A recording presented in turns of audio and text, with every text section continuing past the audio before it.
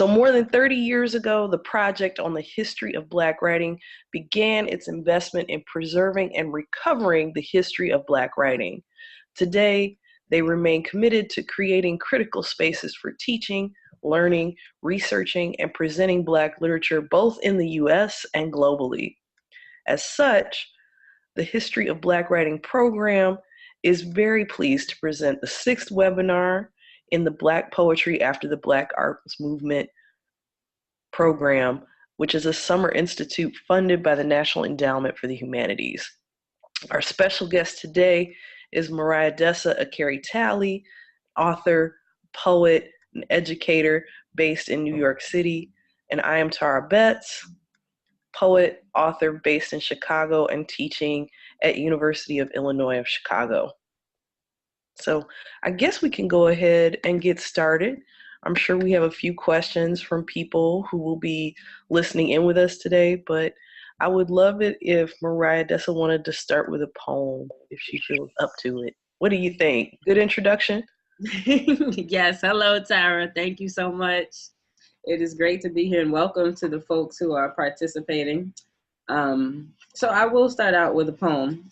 I'll start out with the first piece. This is from Karma's Footsteps, and it's called Her Voice, and it's for Nina Simone.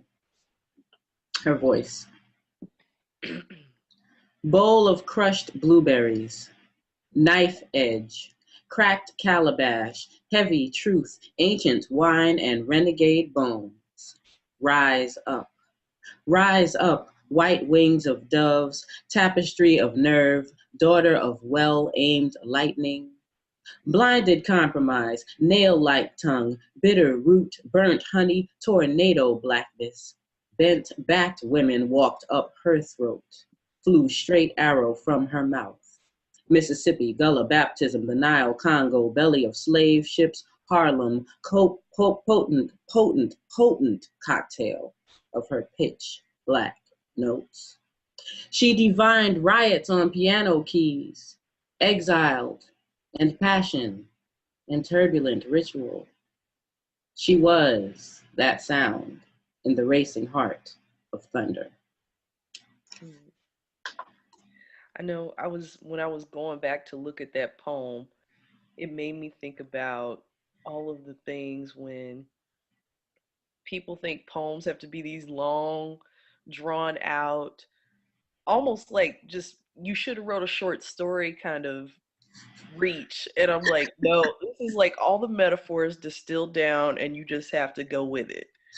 So I'm kind of interested if you wanted to talk a little bit about how that poem got written. Mm-hmm. And then maybe we can segue into some other stuff, because I know we could talk for a couple hours and still be going strong. That's what we do. Yeah, so that poem, I always, when I described that poem, I was listening to Nina Simone. It was some kind of 24-hour Nina Simone music special, if you can imagine that. Mm-hmm. Right? And so they were just playing song after song after song of Nina Simone. And I always say, if you listen to Nina Simone for that long, something has got to happen, right? Yes. And so this poem came out, believe it or not, it came out pretty much that way. Right? I was just sitting on the bed. I remember actually, being on my belly and writing, and it just comes like, right? That doesn't happen often. It does. But I think with Nina Simone in your ear, it just all comes out that way. They all came out that way for me. So, I mean, that's one of the few poems that it just goes, it just went like that. I'm sure I had to go back and take out something and do some kind of work on it, but this was one of the few that was delivered like that. Yeah. I would like to talk more about how different art forms can impact the writing. But before we go too far, I want to make sure that for everybody who's watching and listening, if you have questions, you can put them in the Q&A window. It's accessible at the bottom of the window. So feel free to hit us up throughout the course of the conversation, and we can just chat it up. Right, Miss Tallie? Yes. Okay. So if you have any feedback for us, just put it in that chat window. I think it's also available in the upper right window, which I'm looking for that. But I have the Q&A window open. I'm looking for questions. So if you have one, jump in. So as you were saying, you were talking about just, I think sometimes for me, the process of writing comes more so out of immersion in the things that you love, and then the poems come out of that. And that's definitely the impression I get from, the advice you give in Dear Continuum, and Mm, thinking about mm, not necessarily being like everything has to be about just the page. And, even though your work is very just like, I love the way you use space on the page. thank But you. I'm also just thinking about is like, it's all the content that goes into that compressed space, right? Mm-hmm. So, I mean, are there particular mediums that you feel like you always go back to when you can't write? Mm.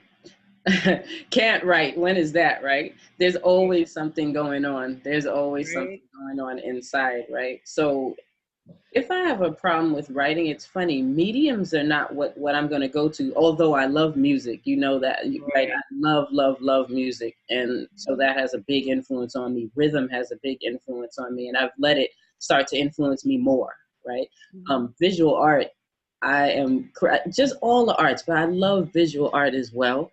Yeah. Looking at photographs, right? My husband's a photographer, looking at photographs, looking at paintings. I'm a fanatic for all of that. But what I go to when I can't write is, which really doesn't happen often, to be quite frank, but what I go to is silence, Hmm. right? I just go to silence. That is usually, if you get quiet enough, you're going to find out what it is that you need to deal with on the page. That's what I do, right? So if for some reason I'm not able to get to something, it's got to be because there's too much noise, there's too much chaos, right? So I go to silence. If that can be a medium, that's where I go. Yeah. And I think too that can be kind of meditative too. Like you're clearing away all the other stuff that interferes with your process. Mhm. So Mhm. I Mhm. completely agree. We do Mhm. have one question from a gentleman by the name of Jeffrey Mack. He says, "Hello, Mariahadessa," Hi, Jeffrey Mack. and he's from Albany State University's Poetry Festival. He says they miss you greatly, I miss him too. Sure enough. but he says, "What advice do you have for aspiring poets?" I want to be like Jeffrey, this, but you could go ahead and if you want to jump in and tell him what you think in Cliff Notes, you could do that. Yeah, right.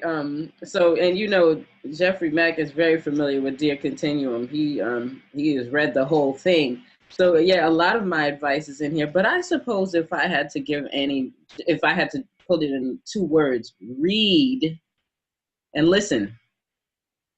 Yeah, That's what I would say. Like read a lot, read, read, read. Okay, and seriously, listen. Right? He used to tell me that we have two ears and one mouth, so you should listen twice as much as you talk. Those are the two things that I would suggest: read and listen, and then get to the writing. right. I Mm-hmm. feel like if I could spend at least two or three times more of my time reading than writing, I would be a happy girl. That's really all I want to do is read books. Oh yeah, reading. Mm-hmm. Yeah, But yeah, listening and watching too. definitely, definitely. Like understanding what it is, and maybe I don't know if listening and watching can be, but definitely you got to see, right? You Yeah, need to be able to see. exactly. You do need to be able to see, but reading and really just hearing, that's what I would recommend. Yeah. hmm You have another question too. Somebody, the anonymous viewer wants to know if you were in, what inspired you to write Dear Continuum? Which I heard you talk a little bit about this, like when you did the interview with the watering hole. Yeah, yeah, So I yeah. think there's so many great reasons why this book needed to happen. So I would love to hear you give Thank them you. some insight. Yeah, so Dear Continuum, it's funny.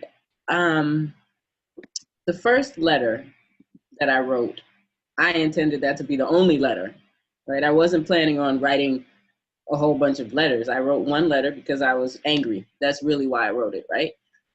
Because I felt like the poetry landscape was changing in such a way that it was just it was becoming really, and maybe it was always like this, I don't know, but it just seemed like if you didn't go through a certain program, or if you weren't hooked up with this person, or if you weren't mentored like this, that this was a serious problem and you couldn't possibly be a poet, right?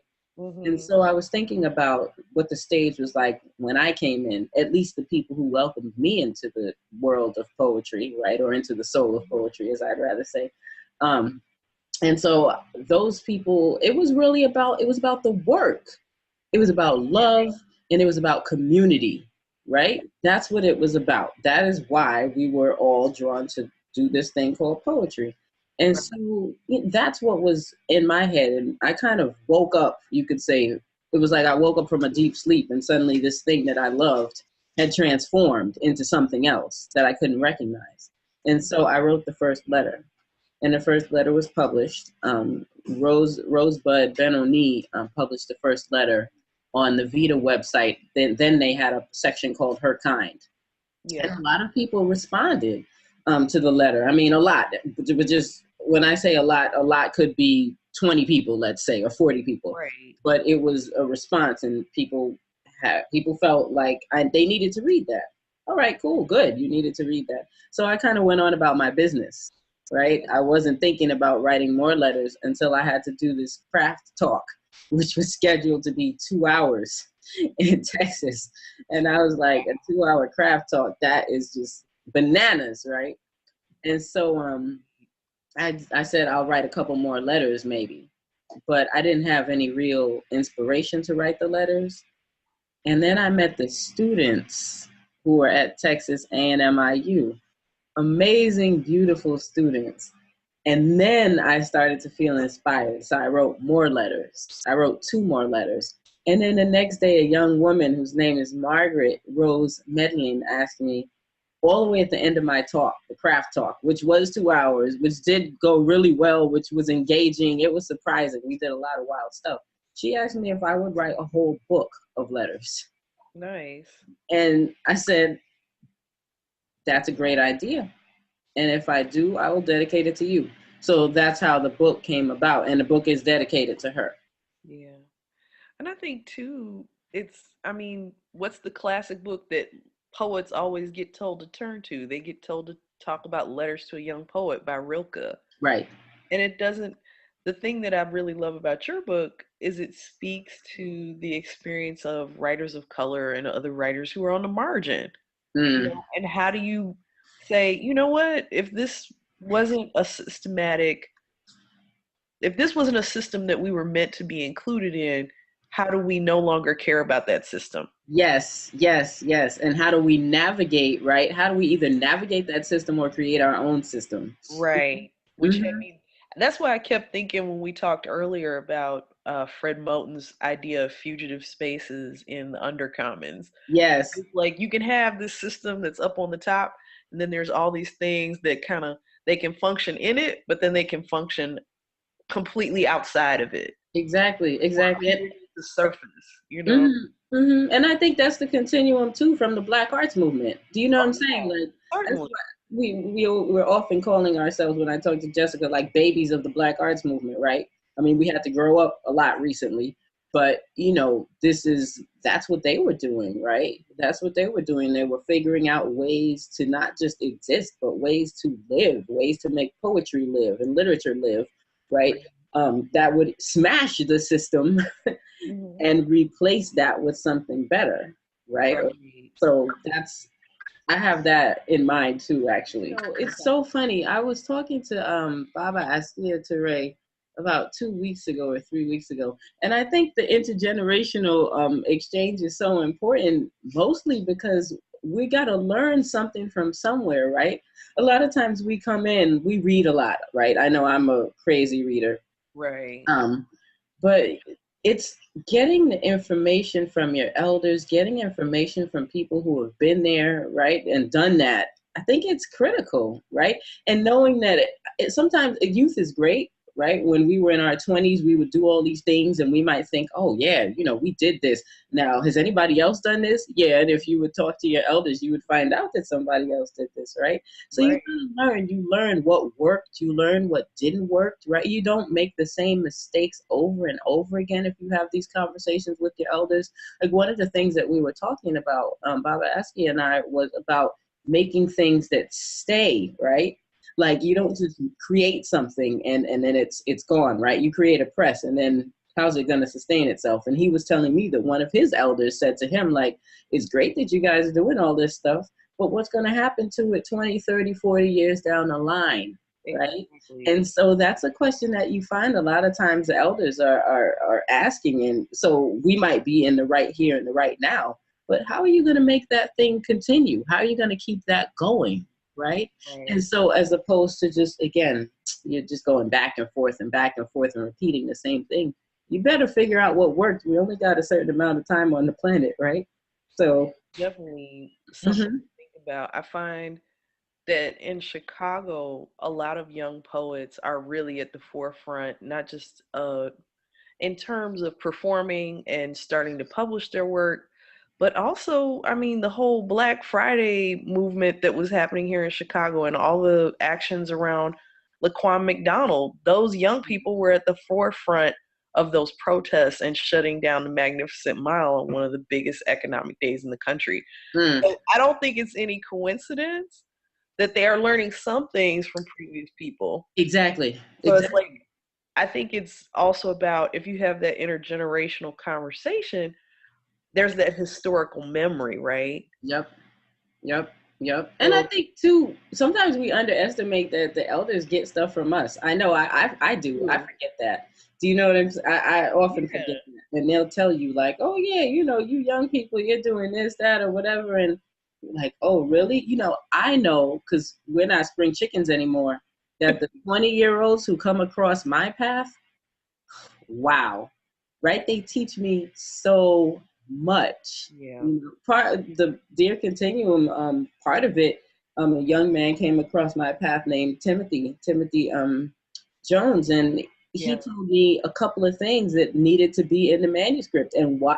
I mean, I needed him. I needed to hear yeah. what he said. He's a good 10 years younger than me, and I needed to know: is this hitting the mark? Does this make sense? Right? Is this what you need?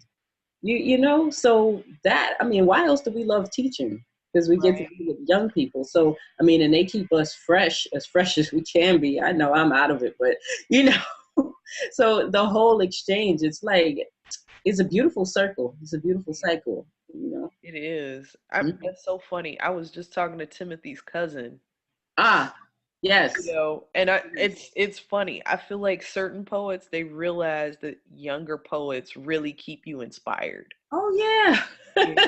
Are Oh, there are there poets in that are younger these days that are really moving for you? oh Like, my God, yeah, definitely. I mean, Timothy is one of them, and that's also in part because of the wisdom, right, that he has in terms of knowing that you do your work for the community, but you right, also need to have other things, like healing sessions. I know he right, and his partner, they have like these sessions for activists so they don't burn out. How wise is that? You very. and then there's Aziza Barnes, who is mind blowing, and Gabriel Ramirez, who I call my son, who is lovely, and Robert Lou, who I adore. I mean, so many amazing, amazing poets. Gia Shakur, Joy Priest. I could go on and on. These are a lot of the watering hole young folks I met at the watering hole or through the watering hole. And I know I'm missing folks. So There's so many. I think yeah, that's what has me excited about poetry in a way that I haven't been in the past few years. I'm like, they're yep. doing what I wanted to see happen. Right. Exactly, exactly. Diamond Sharp. They are a bunch of amazing young folks, right? And at Furious Flower, we got to see a bunch of them. I was just sitting there like, I've said to people, poetry is in good hands when you have young folks like this. Oh, Charlene. There's so many. There are so many, and they're very young. I don't know how they got to be so daggone wise so young. Yeah. I think it's just soaking in all this different stuff. Yeah, they're wise. They're Figuring very out put it wise. together. Very. Oh, we have a couple other questions. So Mm-hmm. We have one from Mora Alia Baji. Mm? Says, hi Tara, hi Mariahadessa. And then she says, aside from connecting through supportive groups like the Watering Hole, what advice do you have for poets of color who are creating and developing outside academia? Mm. I mean, I love the idea of the groups, right? And so the group is a beautiful thing. That's what I would recommend, you know. And online is funny because online is kind of cool too, right?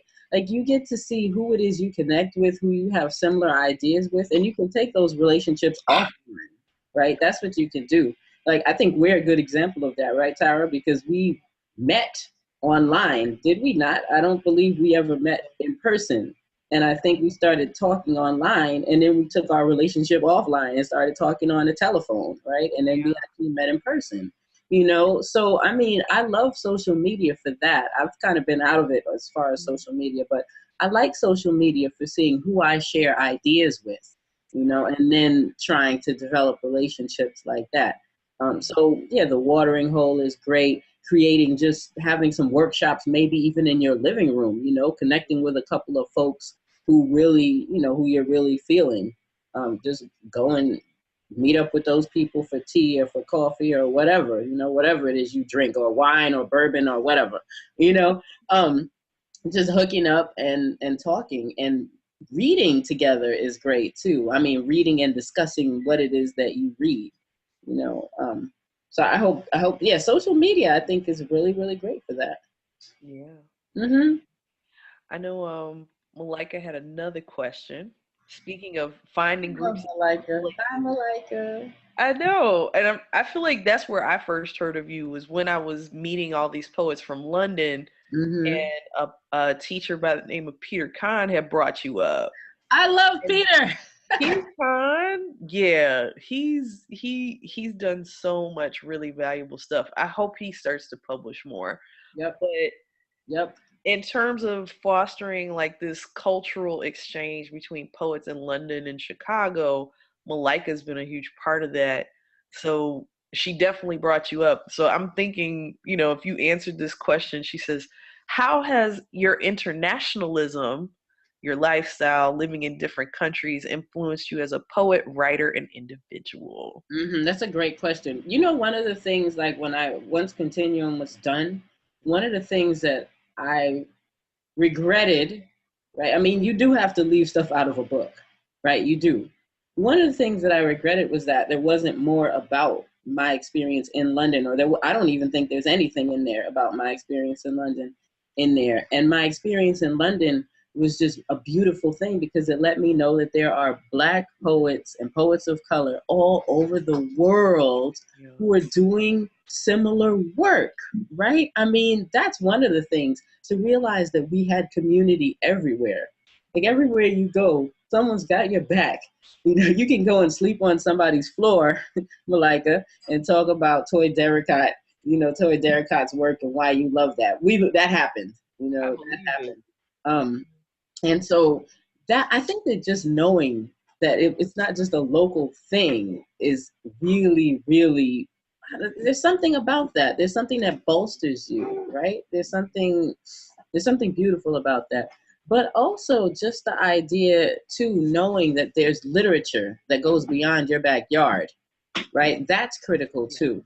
Because once we're in, when I was in London, then okay, Linton Kwesi Johnson, and then the anthologies that I would get to pick up. Like I think I went to a bittersweet, a party for bittersweet. So this was Oh an wow. anthology of women, and you check that out, right? So suddenly, again, there are other rhythms and other concerns, right? That's where I learned about the Windrush. I'd never heard about this. So suddenly you're learning about the diaspora. Okay, and what it does to your soul, in a sense. I mean, it makes you a world citizen and not just a citizen of the place that you're in. Right? Your references, your illusions, everything can widen and deepen too. Like there's a poem in here that I think I had. It was inspired by my experience in London, and by some of the things that Malika and I talked about. Actually, it's in Karma's footsteps. So those kind of things, it has a big influence on you if you can travel and see things. I think it changes. It changed me. I know that much. It definitely changed me. Hmm. I know one of the questions and topics that I was thinking a little bit about was this idea of support. And I keep thinking too, like, because you were saying this thing about just having that space where you could just be and just talk Hmm. and not feeling like there's a pressure to do the work in a very structured way, where I feel like it's like you have to submit here, you have to do this, you have to do that. I feel like all of that work kind of happens if you're really serious about it anyway. Yes. But that work of being a human being and supporting each other in that. And I was wondering if we could kind of start talking a little bit about that, because I know when I was doing my PhD, there were a couple times you called me and I was telling you about it. I said, that was really valuable for me. And I think people forget that, right? Like that those conversations are important, but I Hmm. would love for you to talk a little bit about that. Yeah, that's a beautiful thing for you to say, Tara. Like I really do feel like, because of the way I came in again into poetry, it was about relationships. It wasn't only about what you do with your work, it was about what you do with you. It was about who you be, in a sense, right? And how you be that. Do you know what I'm saying? So a lot of times I might just be hanging out, right? We might just be hanging out in somebody's house, or hanging out in the Brooklyn Moon or something like that, and having conversation, right? We would eat dinner together. You find out how folks are doing, you know, you find out what's happening in each other's lives. Yeah, I mean, the poets who I used to be around was just amazing people, like an Asha Bandeli, or Tony, or Willie, and then the people who were right there with me, like my age, Melange Jean Gilles and Nefertiti and Google, and there was a whole crew of folks, and it was Yeah. a family of folks, really, a family of folks. That's how I would put it. Tikala, just a lot of beautiful people, and it was the talking, it was the eating, it was how's your mama doing, how's your sister doing. That was the stuff. That's the real stuff. That's real life, And so I don't know. I was brought up in poetry like that, like to be human. Okay, we would party together too. Like, don't even get it twisted. New Year's Eve, we're all partying. It's 4 o'clock in the morning, five. We're in Brooklyn, chilling, kicking it. 6 o'clock, sun is coming up. I mean, you're living, Yeah. right? You're living, and you're human. You're a human Right. being, and so it's about more than just where your work has been published, and where'd you Right. get that MFA, or like, who gives a hoot about that at the end of the day? It's really, really about just that's all we have. That's all we have, right? That's what we have. Yeah. Hmm. I think sometimes people forget how important that is to just sustaining you to keep writing. Yeah, maybe they do. I don't know I mean, what else is the purpose? I don't know. I'm not exactly clear what else the purpose could be, but we did talk a little bit about that, and you were laughing, like, we're going, all right, maybe you publish a book so you can get, climb some ladder, and you're like, yeah, publish a poetry book to get Yeah. tenure. What you talking about? But maybe there are different purposes that people have in writing. Who knows? Okay, and so yeah, you forget the human aspect, because maybe that's not what you're dealing with in yourself. Who knows? I don't know what drives other people, but if you're driven to the page by a human concern, the human beings around you who do poetry are going to be important to you. Yeah. And I definitely feel like too, I mean, writing, if you're not doing it to inform, you're doing it to remember what it is to be human. Right, right. And even if you're informing, I hope that you're remembering what it is to be human, Yeah, right? like you could have the dual purposes working at the same time, and it's Exactly, so exactly. unfortunate that people make that dichotomy that way. Mm-hmm, mm-hmm. So we have another question from Maura. She says, as a writer who is a mother and a new mother again, Yeah, right? Oh, and Mara. a mother who is a writer, how do you reach a balance between the two intersecting worlds? What are your approaches to doing both well? Wow. And how does it feel fulfilling to you? So Wow. I guess she says a little bit. She's like, I've come to a sense of acceptance and peace about writing in the chaos, whatever life brings. She said it took her a long time, and it's similar to what you've been talking about with me a little bit. Yeah, I think I read somewhere and it really, I don't know, I loved it. It said something like, there's no balance. You'll get balance when you're dead. Okay. And so, I've taken that seriously to heart. Like, all right, I'm not really worried about balance in that way. I'm concerned more about inner peace and feeling at peace within, than any other thing like that. So I remember there are a couple of pieces of advice that have helped me, right? And the idea that there are seasons for everything is really important to me. Really, really critical, right? There are seasons for things. So my daughter is 11 weeks old, all right, and I'm not writing any poems. Okay, maybe I wrote one poem in the 11 weeks. Okay, right? I'm not stressing that. I know who I am. I know what I do, right? And I know I'll get to that again. But right now, I've written one poem. Okay. So I'm listening, I'm watching, I'm reading, I'm taking in a lot of different things. And when it's time to write again, I will write again. I just don't, it's as I have a lot of trust. I've been doing this for a long time, and I have a lot of trust that what it is I'm supposed to do, I will do when I'm supposed to do, you know? Um, so I think that's how I handle that. It's a trust thing, right? And it's surrendering to a different process. Okay. And somebody else said to me once, you can't do it all and do it all well, right? And so not all at the same time. Yeah. So for me, while I have the 11-week-old, I'm just letting that space be what it is. And maybe when she's 16 weeks or 20 weeks, I'll say, oh yeah, I got all these ideas up here, but right now that's not how it is. And I was telling you, Tara, that I was saying to Samantha Thornhill recently, another poet, young poet whose work I love, but I was saying to Samantha that what's in my head lately is, what would Lucille Clifton do, right? What would she do, right, with the 6 kids? And we were talking about Margaret Walker with 5 children, like, and sometimes you just create in the middle of everything, right? You just create in the middle of everything. You snatch time and you steal time, and when the ideas are there, when the ideas are burning, then I'm just grabbing paper and grabbing the journal and getting it all down, because that happens too, Right. So it's somewhere between allowing, like letting there just be some space, and some other time just stealing minutes, right? Stealing hours, grabbing them wherever they are. So that's how I do that.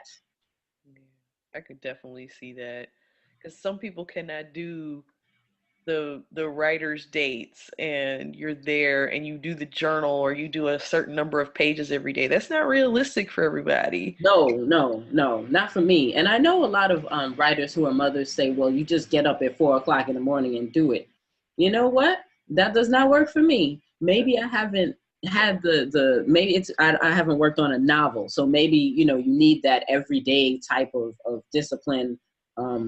But for me, I'm not waking up at 4 o'clock in the morning just doing it, right? What I'll do is not going to make any sense. I'll just go back to sleep on a piece of paper, right? So that's not the way that I do what I do, right? Again, I trust that it will come back again. And the thing is too, that when I give myself that space, what comes back is usually stronger material than what I would have done had I been trying to hit every single day, at 4 o'clock in the morning, and then get 2 hours of sleep and then be evil, to my 10 and 8-year-old, because, there's a lot going on here, right? Yeah, I know. You could be sitting there like, oh, Mm-hmm. or Mm-hmm. you don't get any sleep, and then you can't be present for your kids, and the Right. writing is what you want it to be. Right. So, and also having support is critical. Like, period. You talked about support. Yeah, trying to find your support networks is absolutely positively critical, right? Wherever that comes from. It could be family. Like my mother-in-law often comes in, and that's how I'll finish a book, because she comes in from out of the country. And that's when I go crazy and just, I'm doing something every day because suddenly she's there, right? So again, snatching time, stealing time. Mhm. So Malika jumped in with one of my favorite questions. She beat me to it. Mm. She says, what are your obsessions? The thing that pops up time and time again in your writing, whether it is imagery, theme, form, motif, and how do you see this mature and shift in your writing as you mature? Oh, I love that question. That's a great question. Thanks, Malika. Yeah, it is. I mean, I think one of my obsessions is definitely music, right? And I see that coming in. I have other theme obsessions, but music is an obsession, right? Because you see in Karma's Footsteps, there's a poem for John Coltrane, there's a poem for Nina Simone, right? In Dear Continuum, I know there's a letter where I'm dealing with music, you know, talking about what you listen to, because Baba Kalamu Ya Salam had brought up this whole idea of really digging what's in somebody's music collection, right? Even more than their book collection. And I remember just being so struck by that, like, what? You know, how could that be? And he just said this beautiful thing about how you know what someone responds to emotionally. So music came out again. But how I see it shifting is that musicians are not only the subject of the writing now. Now I find myself writing these blues poems, right? So suddenly, as I've like taken on this music in another way, I find myself wanting to put music out, you know, like somehow capturing those rhythms on a page. And so that's one thing that I've noticed. Music is just this constant thing with me. And the other thing is always women, and always how we survive, you know, always what our ways are that we survive, and the humor and the joy and the pain. And I think in the beginning what I was mostly focusing on are the things that we don't get to talk about, right? The things that we're ashamed to talk about. So that could be violence, that could be sexual assault, that could be any number of things, right? Like breaking silence around certain issues that we deal with. And what I've noticed now is that a lot of the new writing, there's a lot of sex and a lot of sensuality, you know, and bawdiness even in the work. And that's another way that we survive, right? It's humor and it's love and it's reveling in our bodies and it's a celebration, right? So I noticed that being a woman is always showing up, right? But I think that the subject matter just shifts based on what I see, what I experience, and just what I observe and the things that we use, right, to live. So I think that's what I see. My obsession is probably women of color, women, yeah, our lives, I would say. And of course, Black folks, but y'all know that. Right? I mean, y'all know that. There's just a blanket of blackness woven through us, like always. Always. Yeah. Right? I didn't even think I had to say that, but I will say it just in case. Yeah. And I think that's one of the things that I love about Dear Continuum, because when you think about it, there are scholarly books, there are anthologies, there are collections of poems and novels, and they're very Afrocentric. That are Black centered. But there's not really those craft writing books by a lot of writers of color. So like when I read Dear Continuum, I said it's one of those books that kind of fills that void. And then I think the thing I had a question about, and then hopefully we can maybe take one more question and have you read a poem. Um, I really was intrigued that there were reading lists in the book. Yeah. Because for me, that's what I look at. I'm one of those people. I read the footnotes. Yes. I read the references in the back of the book and all of that stuff. So I'm like, where'd they get this from? What was the inspiring part? So I think a lot about that.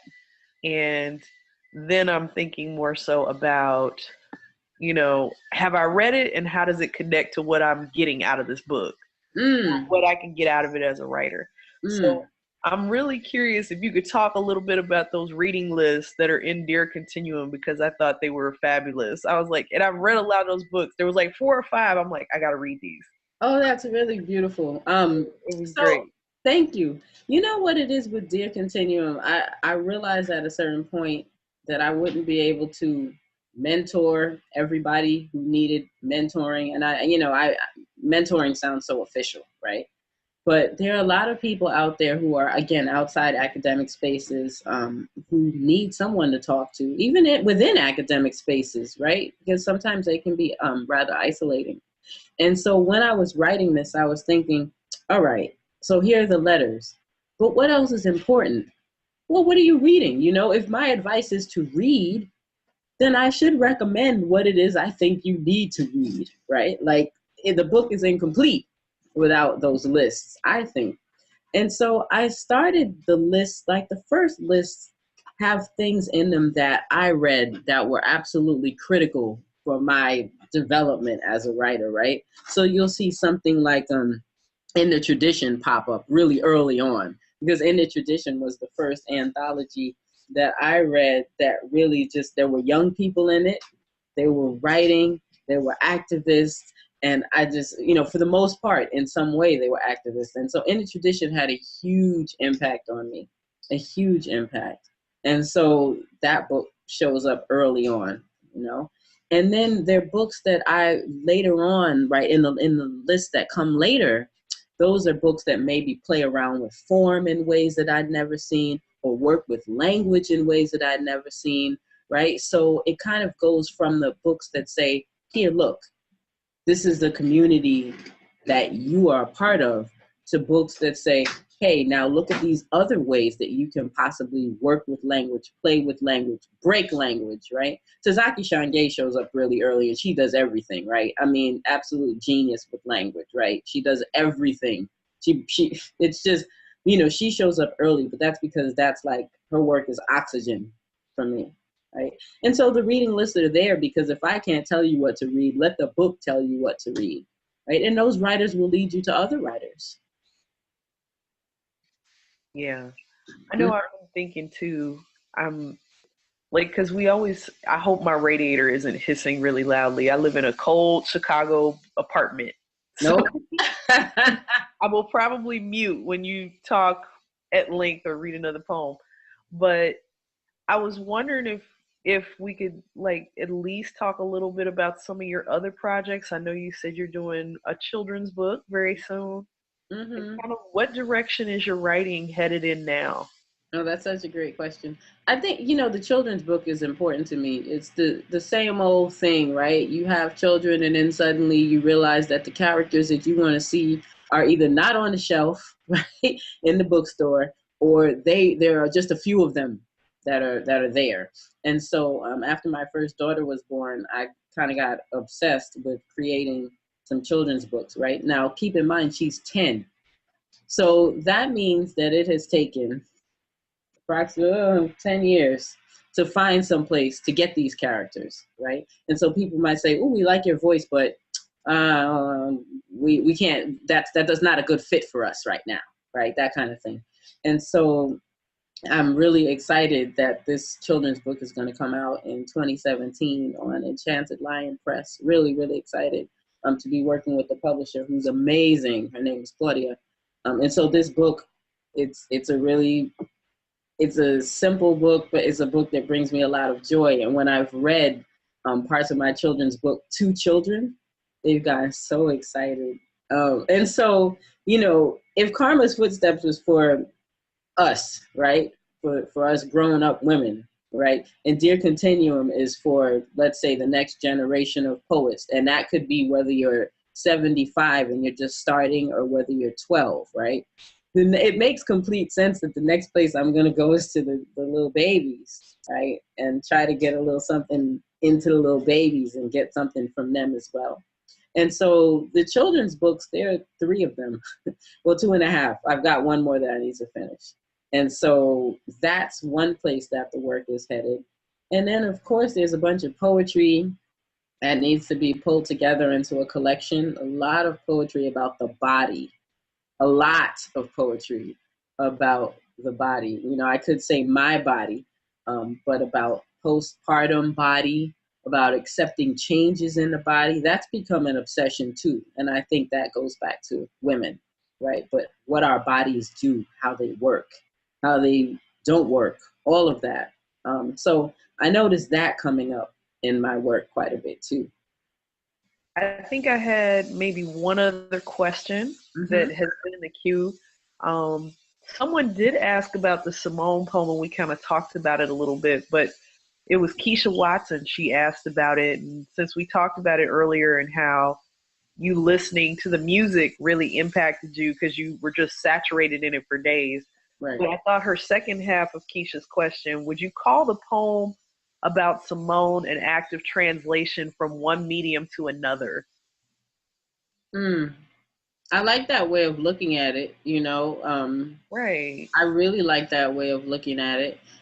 The poem, I could see that because again, Nina Simone was all those things I said, right? So I could see it as an act of translation, even though, keep in mind, when I was writing the poem, you said it was Keisha who wrote that, right? Yes. Yeah, when I was writing the poem, I wasn't thinking, now, how will I translate Nina Simone's writing into a poem, right? Mhm. Just understand, for me, it was a lot more organic than that. It just kind of hit me in the gut. But if we sit back and look at it, it could certainly be seen as an act of translation, right? I could definitely see that. But I forgot to mention this Jimi Hendrix poem as well. And I think I like that way of putting it, right? Because the language changes depending on what you're listening to and what you're writing. The rhythm of it changes, and I could see that. I could see that. I like that way of putting that, Keisha. Go ahead, girl. I like that. Yeah, Yeah. Keisha's is great at like asking just an amazing question. You're like, I wish I had thought to word it that way. No, that's why we need people like her to word it that way, because I'm just doing what I'm doing. But that is really a wonderful way to put it. Yeah. Mm-hmm. So I'm just wondering, would you? I don't think you can read like a whole letter from Dear Continuum, but if you would like to, that might be kind of cool since we've touched on it to at least read part of it. Is there something you might want to consider? Right. Yeah, I had something here. I don't know. Yeah, I'll just read it and then we'll see what happens. Okay. All right. I'll read I'll read the first letter, I think. All Yeah. right. Um that's the one that started it off. Dear Continuum, I got an issue of Poets and Writers in the mail yesterday. I enjoyed what I read, but it was not inspiring at all. It was realistic. It was honest about the uphill battle it is to get a book seen. I know the work of this all too well, but this letter is not about books. This is about voice and the love and armor you will need to have yours heard.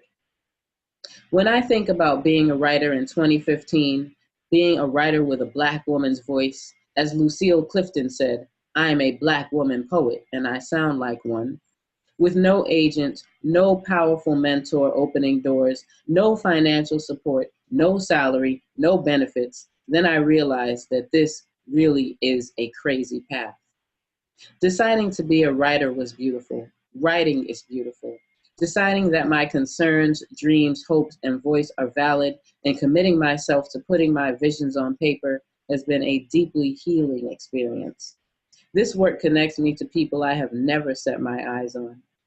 However, being a writer in a country that does not support art and writing from the heart of my Black woman mama mouth is a struggle that sometimes leaves me speechless. But the point is to exhaust me, us, beyond words, isn't it? So I rest up and speak on. I'll stop there with this one. So, I mean, there's just so much to say about even just starting there and Right. the idea of being part of a tradition and looking back, but also looking forward. And I really appreciate that you do that consistently throughout Dear Continuum. So, is there any closing thoughts, things that you're thinking about in terms of Hmm. what you'd want to leave your audience with today, or what's a That's favorite poem that's been on your mind, anything like that? that's funny. I think if anything, I want to thank everybody for doing this. That's what I want to say. I mean, favorite poems. No, I've just been on this real Ta-Nehisi Coates kick. We could have talked about that for the whole hour. I could, I read Between the World and Me, and I just finished A Beautiful Struggle. I was thinking I'm reading these books like they're going to self-destruct in 15 seconds, like Mission Impossible. I would love to sit down and talk to somebody about these books.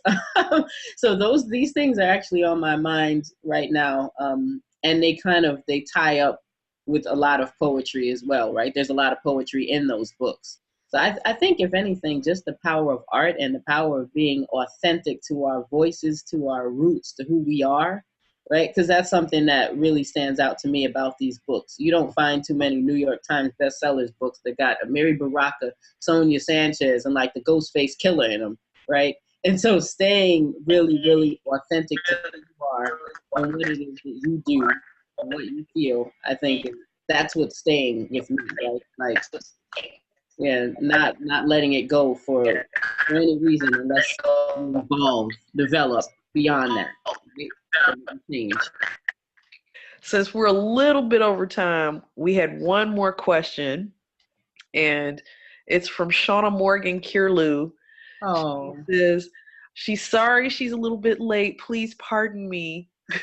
But she had a question about Dear Continuum, and then maybe we can try to wrap up. But it says, Dear Continuum has resonated with the students in my Intro to Creative Writing poetry class. They have asked if there are other letters to come. I hope so. Does the current state of world affairs seem to call you to write to Continuum again? Do you anticipate more letters? Wow. Leave it up to Shauna, who I absolutely love, who is another person who had a hand in making sure that this book came out, and it wasn't something laughable like with errors from here to wherever, right? From here to Mars. My goodness. I mean, just full transparency, Shauna has told me she thinks that I'm going to have to make another edition of Dear Continuum, right? And that it's going to probably grow and change as I grow and change. And this book, Lawrence Ferlinghetti has this book, and the title is just flying out of my head right now. But he's always updating it. Do you know he's always updating I it? know the book. Is it Poetry as Insurgent Art? Yes. Book? Yes. And it's on the reading list. It's in one of the reading lists, and he updates that. And so I wouldn't be surprised if I find myself, let's say in 3 years, addressing other things, right? Like seeing, oh yeah, like what Malika brought up in terms of the international, in terms of travel. That is something that I would go back in and add some more about, what effect that has. So I could see that happening.